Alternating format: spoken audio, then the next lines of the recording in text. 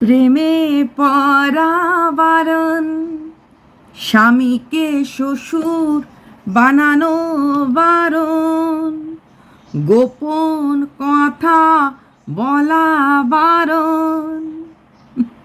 হ্যাঁ, কাকে নিয়ে ভিডিও করছি? অবশ্যই ব্লগার এম এবং তার বর্দি মেজদি ছোটদিকে নিয়ে। প্রথম কথা হচ্ছে, আজকে যেহেতু ব্লগার এমকে নাকি শাকচুন্নির মতো লাগছিল, মঞ্জুলিকার মতো লাগছিল কালকের মেকআপটা করার পর। না না না, এটা কেউ বলেনি। কমেন্ট বক্সে নেগেটিভ কমেন্টটা তো থাকবেই। আর সেই নেগেটিভ কমেন্টাররা যে ছোটদি ভাইয়েরই লোক, ডিডির লোক, সেটা বুঝতে আমাদের কারোর আর বাকি নেই। কারণ দিদির লোকরাই ওখানে যাবে, জানা কথা, এবং গিয়ে সেরে কমেন্ট বক্সে কমেন্ট, এখানে নেগেটিভ কমেন্ট। আর ভাইটুর কাছে পজিটিভ। ভাইটু আজকে ভিডিও দিতে পারেনি, কালকে সারা রাত পেটে ব্যথা হয়েছে। এখন পেটে ব্যথার কি আর ভিডিও করা যায়? ও বলছিল দিন রাত্রে পেটে ব্যথা হয়েছে। কেন যায় না? যায় তো। জল, মেডিসিন, মাথা ব্যথা, মা পেটটা টিপে দাও, মা পেটে তেল দেবে, এরকম ব্লগিং। যখন খেটে খাওয়ার ক্ষমতা নাই, যখন জীবনটা শর্টকাট, একদম বলবে না আপনারা কি করছেন। আমরা খেটে খাই, চেটে খাই না। হ্যাঁ, দিদি ভাইকে চেটে বা এখন ডিডিকে চেটে খাই না, ঠিক আছে? তো পেটে ব্যথার ভিডিও কী করে করবে? তো এখন কেন কষ্টটা হচ্ছে জানো তো? এই রাত্র জেগে 3টা রাত্র 4টা 5টা বেজে যায় এই সামান্য একটুখানি হাতি মারা, বক মারা, জিরাফ মারা ব্লগ দিতে দিতে। তাই সেই ব্লগ দিতে দিতে তার দেরি হয়, আর দেরি হওয়াতে না গ্যাস হয়ে যাচ্ছে, বুঝলে? অভ্যাস নেই তো কোনোদিনও কোনো কাজকর্ম করে, তাই এইরকম সুপার এডিটিং আর ব্লগ দিতে দিতে গ্যাস হয়ে যাচ্ছে। আর সেই গ্যাসেই আজকে 15-20 দিন ধরে কন্টিনিউয়াসলি রাত জেগে এডিটিং করে, একেবারে দুর্ধর্ষ এডিটিং। তাই এখন সে এডিটিংয়ের টাইমটা ঠিক করবে এবং ব্লগ দেওয়ার সময়টাও একটু ঠিক করবে। কারণ অনেক কিছু এখন ঠিক করতে থাকবে। কারণ কেন জানো তো? প্রথম 2-3 দিন যে ভিউজটা হয়েছিল, বিশাল ভিউজ, বলেছে না ওয়াইটিতে আমি একটা জোন ক্রিয়েট করতে এসেছি, কারণ আপকামিং প্রজেক্টের জন্য। তো সব দেখা গেল, ফেসে ফুসে গেল। কারণ যখনই এই ব্লগার এম বলে দিল আমার বিন্দুমাত্র ইন্টারেস্ট নাই এবং দুর্গন্ধ বেরোচ্ছে, তখন পাবলিকের ইন্টারেস্টটা কমে গেল। তাতে কি হলো? ওর ভিউজটাও পড়ে গেল। কারণ কে আর লং রাইড পে যায়েঙ্গে, সামোসা খায়েঙ্গে, লোক কতবার দেখবে, কতদিন দেখবে, তাই না? লোকেশন ঢুঁড়েঙ্গে, হিরোইন ঢুঁড়েঙ্গে, ওই রকম ভিডিও দেখতে কারোর যেটুকুন লোক দেখে আউট অফ কিউরিসিটি, ওর গুণের জন্য না, বা ওর কোনো ক্রিয়েটিভিটির জন্য না, যেটুকুন লোক দেখে ওই দিদিভাই, হ্যাঁ ওই যে প্রাক্তন দিদিভাই ছিল তার জন্য দেখে। আর এখন নতুন দিদির যে ফ্যান ফলোয়ার তারা দেখে, তার নিজস্ব কিচ্ছুই নাই। ওই ম্যাঙ্গো শেকের মতো তারও জীবনে কিচ্ছুই নেই। আচ্ছা, তো ব্লগার এমকে দেখতে মঞ্জুলিকা, ব্লগার এমকে দেখতে শাকচুন্নি, এরকম লাগছে কালকের মানে মেকআপটা করার পর। অ্যাকচুয়ালি কালকের মেকআপটা ছিল মেনলি প্রায়শ্চিত্ত। আপনি কি আপনার মরা চ্যানেলকে দাঁড় করাতে চান? হ্যাঁ, ব্লগার এম, আরে আমাদের ম্যান্ডিকে সিঁড়ি হিসাবে ইউজ করতে পারেন। এখানেও কিন্তু সেম হয়েছে। একে তো ব্লগার এম এটা মিথ্যে কথা বলেনি যে রটিয়েছে ছোটদি ভাই, হ্যাঁ এটা সত্যি কথা। এদের গয়নার সম্বন্ধে কোনো একটা কমেন্ট বা কথা বলে ফেলেছে, সেটা তার ভেতরে একটা রিগ্রেট তো আছেই। তার জন্যই বারবার এই ব্লগিংয়ে এই অ্যাড। তারপর তাদের বিজনেসটাকে হাই লেভেলে নিয়ে যাওয়ার জন্য সে নিজে দাঁড়িয়ে প্রমোট করলো বিজনেসটাকে, চ্যানেলটার চারকে। যেই চ্যানেল একদিন 1.5 লাখ, ওই যে বলে না চিরদিন কারোর সমান নাহি যায়, যেই চ্যানেলটা একদিন 1.5 লাখ, 2 লাখ, 2.5 লাখ ভিউজ হতো, সেই চ্যানেলটার এখন 4K 5K ভিউজ হতেই দম বেরিয়ে আছে। যখন কিনা এখন একটা ছোট্ট বাচ্চাও আছে, মানুষ বাচ্চাদের অ্যাক্টিভিটি দেখতে বেশি ভালোবাসে, তারপরও কিন্তু চ্যানেলের কোনো ভিউজ নেই। এমন না ওরা ভিডিও দেয় না, ওরা রেগুলার ভিডিও দিচ্ছে, এগুলো সব কিছু করছে, কিন্তু আমার মনে হয় না কোথাও সেরকম কোনো একটা ভিডিওতে তো ভিউজ নাই। আর জুয়েলারও যে খুব একটা বিক্রি হয় সেটা মনে হয় না। বোঝা যায় বিক্রির মাত্রা বা হ্যান ত্যান, প্রথম দিকে বিক্রি হলেও হতে পারে। তারপর ওই যে বললাম, মানুষ যে কোনো জিনিস 1বার 2বার কিনবে, তারপর কিন্তু মানুষ যখন বুঝতে পারবে জিনিসটার পার্থক্য হ্যান ত্যান, যতই আমাদের ব্লগার প্রমোট করুক না কেন, মার্কেট সার্ভে করে সব সময় জিনিস কিনবেন, কিন্তু ব্লগার কে মোটেই শাক চুন্নি মঞ্জুলিকা লাগছিল না। মঞ্জুলিকার চুল উল্টো পাল্টা হয়েছিল, সারা গায়ে কাজল টাজল লেগেছিল, কী সব কমেন্ট না, হিংসায় ভরপুর সিংহের মন। আচ্ছা, তো হিংসা তো হবেই, কারণ এই সুযোগগুলি হাতছাড়া হচ্ছে। আর এই ফুল পাপড়ি নীল আকাশের এত গয়না প্রমোট হয়ে যাচ্ছে, চ্যানেল প্রমোট হয়ে যাচ্ছে। আমারও খুব ইচ্ছা এই ব্লগার এর বাড়িতে গিয়ে কয়েকদিন থাকি, যদিও আমাকে ওরা দুজনেই ইনভাইট করেছে এবং একবার না বহুবার অস্বীকার করতেই পারে, কিন্তু আমি মিথ্যে কথা বলি না। এমনকি যখন এখানে এসেছিল ওরা, মানে এই ডিসেম্বর এসেছিল তাই না, তখন আমি পুনেতে ছিলাম, তো তখনও আমাকে বলেছিল দিদি একবারে আসো দেখা করি। ওরা তো চণ্ডীগড়েই এসেছিলো, ওখান থেকে গেছে। আসল কথা তখন এক কথা আমি ছিলাম না, আর যদি থাকতাম হয়তো যেতে পারতাম না, কারণ এই যে বর্দি মেজদি এসব আছে না, ব্লগার এর এই ঘোটালাগিরি আমার পছন্দ না। আজকে মুঝকো পিনা হ্যাঁ পিনে দে, মুঝকো জিনা হ্যাঁ জিনে দে, ব্লগার এর বর্দি ভাই নাকি অনলাইনে অর্ডার করে। বলেছিলাম না, যদি মানসিকতা একরকম না হয়, শিক্ষা একরকম না হয়, তাহলে একসঙ্গে থাকা যায় না। আস্তে আস্তে সব বেরিয়ে আসছে, সেও নাকি খুব পিয়ক্কর। আরে ভাই, ওই গ্রুপে কন্ট্রোভার্সি কেটে যেতেই পারে, তার ওখানে ইচ্ছা ছিল বা তার নজর ছিল কন্টেন্ট। ব্লগার এর অবশ্যই কন্টেন্ট প্লাস একটু কাজে টাজে লাগানো যাবে, এরকম অনেক কিছু।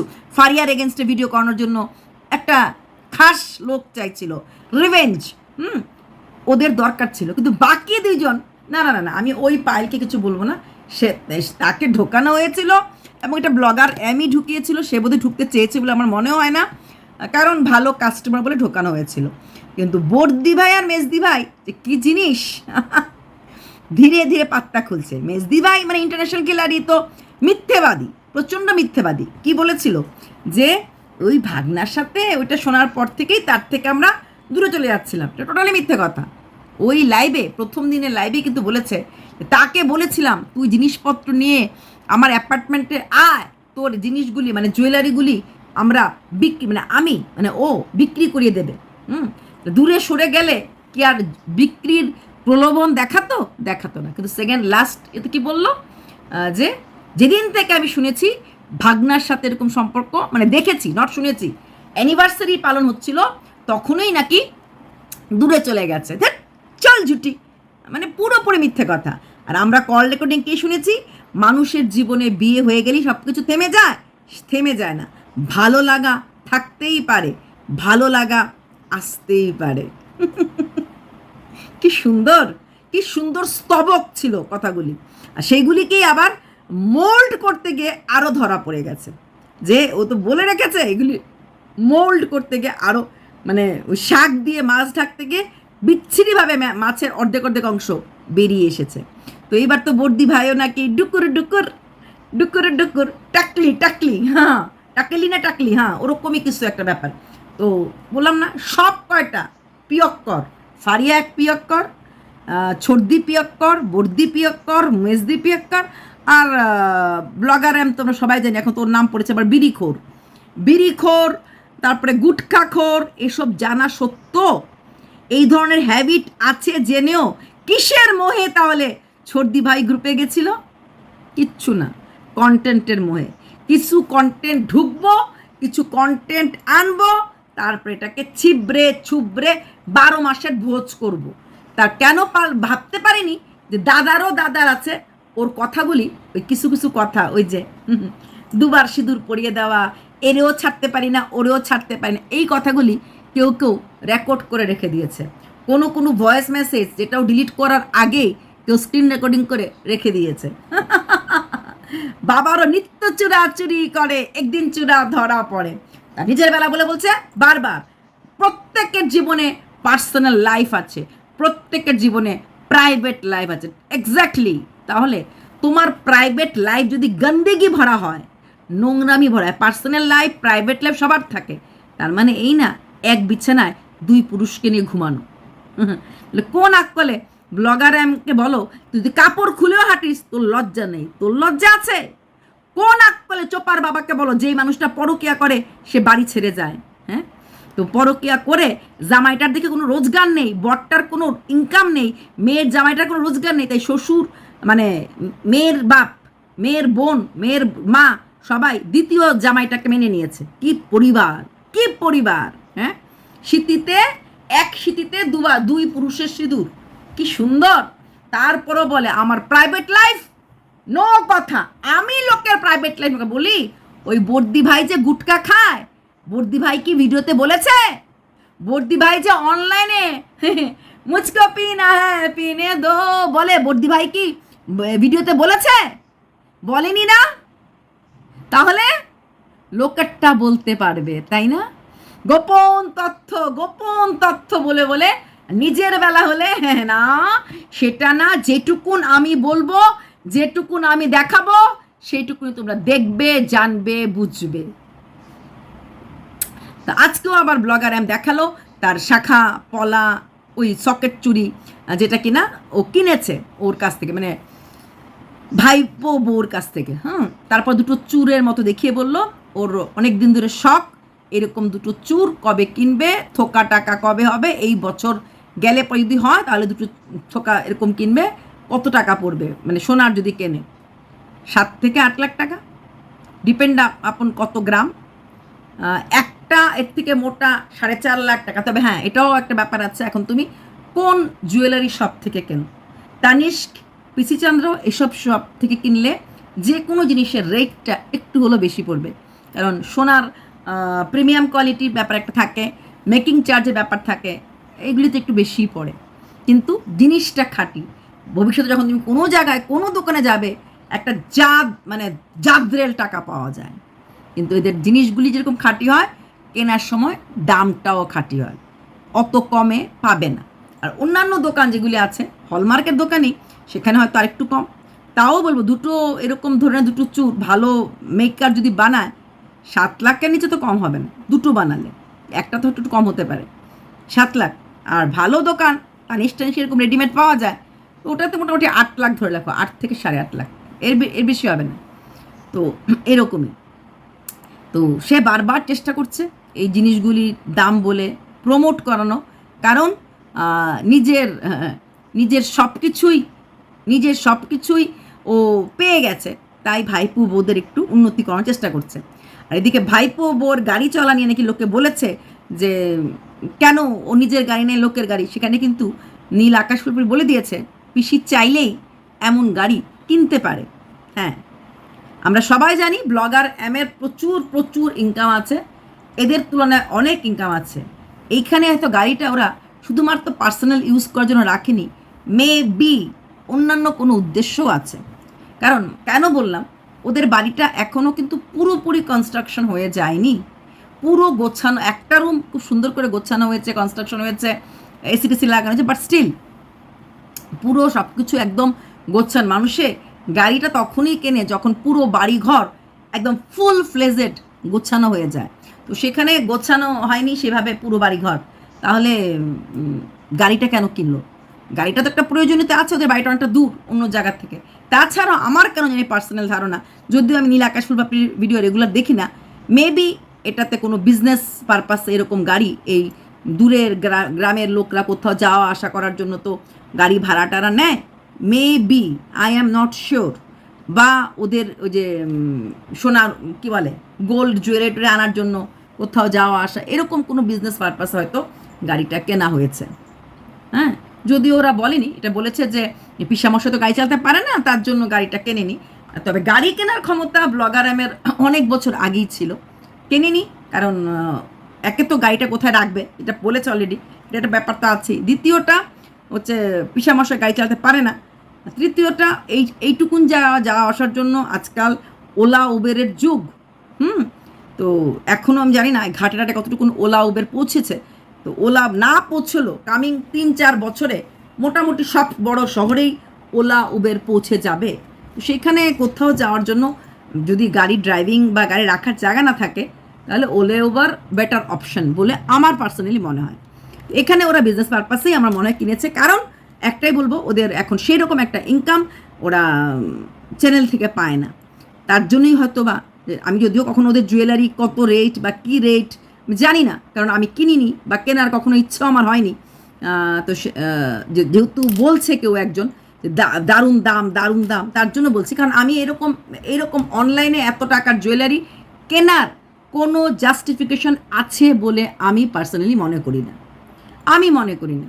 কারণ এর থেকে অনেক কম দামে অনেক ভালো জিনিস পাওয়া যায়। আর আলটিমেটলি যেটা ব্লগার বলছে, বিয়ে বাড়িতে কম পড়ে যাও, কিন্তু তা সত্ত্বেও আমি বলবো সোনার পড়ে যাও। Gold is always gold. Gold is always gold.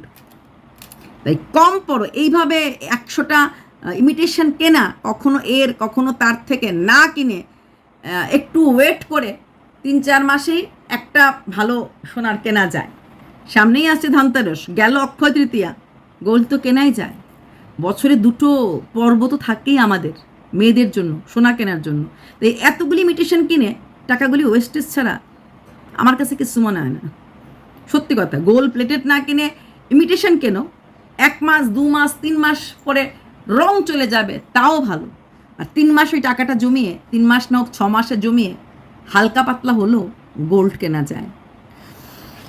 তো এখানে আমি আগেও বলেছি, খুব একটা ইমিটেশন আমি খুব পড়ি, কিন্তু এগুলি হচ্ছে এই যে এরকম চুড়ি, মাটির চুড়ি, টেরাকোটার গয়না, এই ধরনের। হ্যাঁ, তো গোল্ড প্লেটেড মানুষ পড়লেও বোঝে, গোল্ড প্লেটেড হ্যান ত্যান কী দরকার? বিয়ে বাড়ির জন্য কেনা তো, বিয়ে বাড়িতে একটা গলার পরলেই হয়, একটা জিনিস পরলেই হয়, যেটুকুন পরবো সেটুকুন যেন অ্যাটলিস্ট, এটা সোনার, আচ্ছা সিটি গোল্ডের, আচ্ছা গোল্ড প্লেটেড, এটা শুনতে লাগে না আর কি, ওইটুকুনি, আর কিচ্ছু না। তারপর যে কথাটা খুব ইম্পর্ট্যান্ট, সেটা হচ্ছে ব্লগার একদম মেয়েকে নিয়ে আবার আজকেও বলা হয়েছে ব্লগার মেয়ের দিকে ব্লগার যত্ন নেই। ব্লগার মেয়ের দিকে যত্ন আছে কি নেই, আমার মনে হয় সেটা ব্লগার বুঝে নেবে। বাচ্চাকে টেনে নিয়ে কথা বলার, বাচ্চাটা কিন্তু ব্লগার নয়, বাচ্চাকে টেনে নিয়ে কেন এরকম নোংরা কথা বলা? চোরে না শুনে ধর্মের কাহিনী। তারপর এই ব্লগার ছোট দিবায় খুব গর্ব, দেখ তোরা শিয়ালের দল আমার পেছনে পড়ে আছিস, আমি ব্লগিংও করছি, আমি করছি, কন্ট্রোভার্সিও করছি, আমি ঘরে অনলাইন বিজনেস শুরু করেছিলাম, এখন আমি দোকানে বসে বিজনেস করছি, সাথে আমি বর এবং বরের পুত্রতুল্যকেও একসাথে নিয়ে ঘুমোচ্ছি, এটাও বলতে লাগে। দেখ কি করলাম। তো এটা করা যায় তো? সব কে বলছে করা যায় না? 37 বছরে এসে জীবনের এইসব পাওয়া, 37 বছরে এসে ব্লগিং করার জন্য আলাদা কিছু লাগে না। সংসারের কাজকর্ম যেগুলি আমরা করি, যারা ব্লগার হয়, ওটাই করা, ওটার জন্য আলাদা চিন্তা ভাবনা করতে লাগে না। আমি আজকে রান্না করছি, আমি একটা বাসন মাজছি, আমি বিছানা চাদরটা বাজ করছি, ব্লগিংয়ে তো কিছু থাকে না। ব্লগিংয়ে তো কোনো কন্টেন্ট থাকে না, ওই একটু পোস্টটাকে একটু আদর করলো, বাস হয়ে গেল কন্টেন্ট। ওটা যারা ব্লগিং করে করতেই পারে। আর কন্ট্রোভার্সি যারা করার, ম্যাক্সিমাম কন্ট্রোভার্সি ক্রিয়েটাররাই হয়তো কিছু না কিছু এক্সট্রা কিছুটা করে। তার থেকে বড় কথা যেটা তুমি করছো না, বাকি সবাই করছে, সেটা হচ্ছে সংসার। বা যাদের ছোট বাচ্চা আছে, টিউশনের কাছে নিয়ে যাওয়া, বিভিন্ন এক্সট্রা কারিকুলামের কাছে নিয়ে যাওয়া। আমি তো বলি 5 to 8 মাদের সময় থাকে না, ছেলে হোক মেয়ে হোক, গিটার শিখবে, ভালো স্পোর্টস পার্সোনালিটি হতে গেলে খেলা শিখবে, নানা রকম অ্যাক্টিভিটি থাকবে। তারপরে থাকবে টিউশন টিচার, সেইখানে ভালো করে গুছিয়ে সংসার। যাদের বাচ্চা 9 to 12, তাদেরও থাকে পড়াশোনা নিয়ে চিন্তা ভাবনা। তো কন্ট্রোভার্সির মধ্যে মুখে পড়ে থাকলে হবে না তো। আর বাইরে গেলেও তখন একটা সময় করে ঘরে এসে যদি সত্যিকারের বাইরে চাকরি করে, এই সংসারটা করতে লাগবে। সংসার যায় ভার্মে, তোমার সংসার তো শাশুড়ি মা চালায়, তো সংসার না, পেইং গেস্ট সংসার। ওপর থেকে বেলায় রান্না আসছে, সে রান্নাগুলি গরম করে 500 টাকা পর্যন্ত একটা দই ভাত, নাহলে ওই 3 দিনের সিদ্ধ করা মাংস খাইয়ে সংসার করছো না তো। আর তারপরে কন্ট্রোভার্সি এরকম জাদ্রাল করার বিনিময়ে যে কথাগুলি বলা হয় নাই, পুলিশ কেস পশ্চিমবাংলায় বোধহয় ম্যাক্সিমাম থানাতেই ওর নামে কেস হয়েছে, মানে কলকাতার আশেপাশে। তারপর হাইকোর্ট কেস, এইরকম কেস খামারিতে কজন গেছে? উন্নতির পাশাপাশি অবনতি। একটা মাত্র নোটিশ পাঠিয়েছিল গিন্নির গোয়েন্দাগারিকে এই ব্লগার এম। মেয়েটা লজ্জায় তারপর থেকে আর কন্ট্রোভার্সি করতে পারেনি। বাড়ির বউ এরকম লিগেল নোটিশ যদি আরও আসে, সে মানতে পারিনি। যদিও সে বলেছে সে ব্যবসার কারণে ইসের কারণে সে করছে না, কিন্তু অ্যাকচুয়ালি ব্যাপারটা ওটাই। তার ভাইয়ের বউ কষ্ট পেয়েছে, দরকার নিয়ে আর কন্ট্রোভার্সি করার। কারণ দুটো ছেলের পড়াশোনা আছে, দুটো ছেলে 5-এ পড়ে, ছোটোটাও বড় হয়ে গেছে, প্লাস ওর বিজনেস তো আছেই, কাপড়ের ব্যবসা, নাইটির ব্যবসা আগেই করতো। তো এইগুলি করে ব্লগিং যেটুকুন পারে করে, কিন্তু কন্ট্রোভার্সিকে এটাকে বলা হয় মান সম্মান। মান সম্মানকে ধুয়ে দিয়ে সংসারের কারোর তোয়াক্কা না করে রোজগার করছি। আর তার থেকেও বড় কথা, রোজগার না করে উপায় নেই, বাচ্চার উপায় নেই, বাচ্চার একটা সেকেন্ড অপশন ধরতেই লাগবে। বাই চান্স শ্বশুরমশাই, ঠাকুর করুক না হোক কিচ্ছু, যদিও সে চায় শ্বশুর চলে যাক, শ্বশুরমশাই কিচ্ছু হয়ে যায়, সংসারটা চলবে কি করে? লাইফস্টাইল ওপরে উঠে গেছে, ওইটাকে ডাউন করা যাবে না। 2 মাসে ফ্ল্যাটে গিয়ে বুঝেছে ফ্ল্যাটের ভাড়া, লাইটের ভাড়া, জল কিনে খাওয়া, ফুল কেনার টাকা কত টাকা লাগে। সেইখানে আজকের দিনে শ্বশুরমশাই ঘর থেকেই রান্না আসছে, শ্বশুরমশাই দিচ্ছে ইলেকট্রিকের বিল, শ্বশুরমশাই দিচ্ছে কাজের লোকের টাকা, তাই সেরকম গায়ে লাগছে না। এই যেগুলি করা যাচ্ছে, দোকান ভাড়া, হ্যান ত্যান সব কিছু, এটার পেছনে কারণ একটা জিনিস শুরুয়াত করতে লাগবে। টুডে টুমোরো বাই চান্স কখন কি হয়ে যায়, তখন তার জন্য একটা প্রস্তুতি। কারণ সেই ব্যাটার তো কোনো দিকেরই কোনো কিছু করার কান্তা নাই না। এটার জন্য আমি যে মানে সহমত, ওর বরকে যে ও এমনভাবে ধোকা দিয়েছে, ওই লোকটা কি দিয়েছে ওকে কি দিয়েছে? কিচ্ছু না।